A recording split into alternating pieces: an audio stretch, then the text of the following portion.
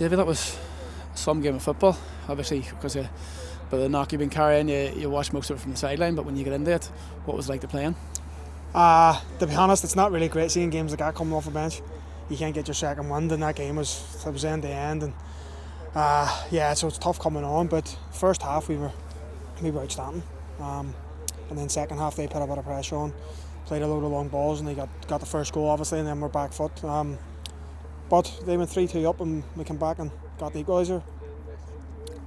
It's something that's been probably a bit more evident under Paddy, is that kind of character and that sort of never say die seems to be the main difference since he's come in. Would you agree with that? Yeah, definitely. I think that's really, it's just hard work what we've been doing, and to be fair today, I think you did see that attitude of we're never going to be beaten.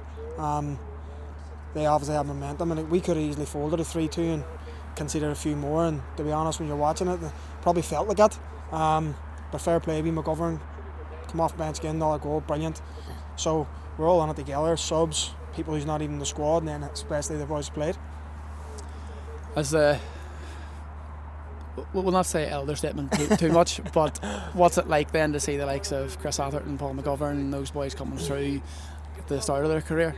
Yeah, it's unbelievable. I'm a huge fan of him. Like Chris, I can't speak highly enough of him. He's a wee superstar, and see, to be fair to him tonight again, just shows all our side of him. He's sick. He was sick all day, out of his sick bed, comes and puts in a shift for the boys. Then McGovern comes and takes over and scores the equaliser.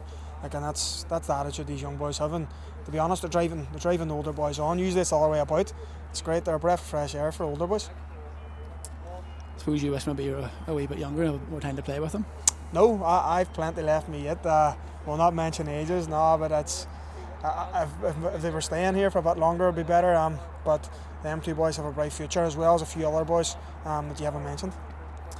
Well, we'll mention another one, Harry Lynch.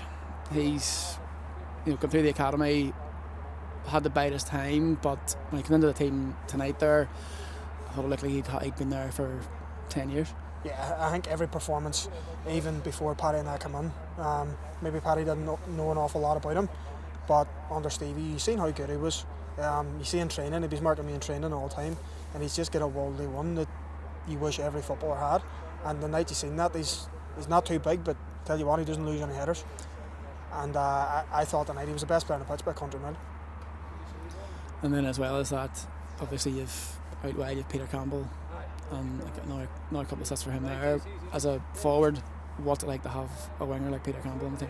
Yeah, obviously at the start of the year, Peter, obviously he was probably suffering from a wee bit, changing positions a lot and thing. Since Paddy came in, he's been frightening. And when you're playing up front, if Peter's got the ball, you just get in the box. You know he's going to make chances if he does. And another, I think it was against Lockall, he put 5 or 6 absolutely wonder balls on. He get assists for Jack, but another 2 assists tonight, was that right? Yeah. Again, he puts a ball right where it's meant to be, so it's great for a striker. I suppose for yourself then, this season you maybe had a bit of a slight change in your role. You used to maybe in that number 9, but you've been kind of slotting into that number 10 behind Mick. And what's that like for you?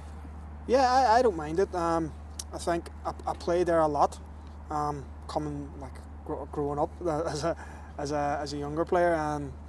But yeah, I think it's a harder role physically. It's more demanding running, obviously, which people say I don't like, but I don't mind. It's a good shift. But when you've got Big Mick up there just ticking, and to be honest, that's sometimes you get plaudits for playing a bit better if you're playing in that role. But if I didn't have Big Mick there, it would be I'd be no good in that position. So it's us two working together really, and then the 2 midfielders behind you doing a lot of donkey work. So it's a good role for the team to play in.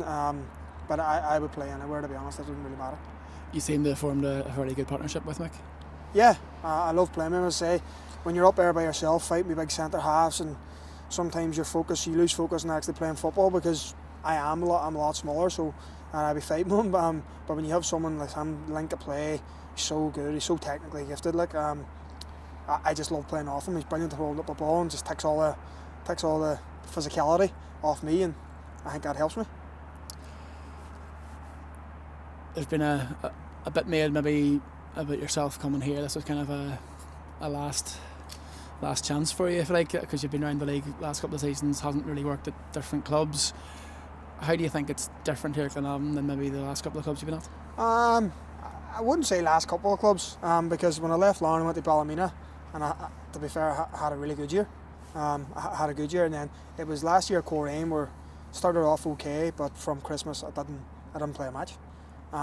So it just went really sour. So I can understand people looking at your age and saying stuff like that, and that's fair enough. A lot of people have been known to come to Glenavon basically as a retirement home, as certain people calls it, but I don't think I'm that type of player, and any player coming here now under Paddy, it's just not, it won't be accepted. If that was the case, they wouldn't be here at Glenavon. So at the start of the season, I'm sure you had a couple of goals in mind for your own performance this year. What have you met those? And first of all, and then what's the hope going on towards the end of the season? I usually don't set goals. I think I scored 12 or 13, but I don't set goals, and I probably in my head at the end of the season want to score a couple more. Obviously, you want to score every match you play in. But no, I just want to just as many points as possible on the board for the team.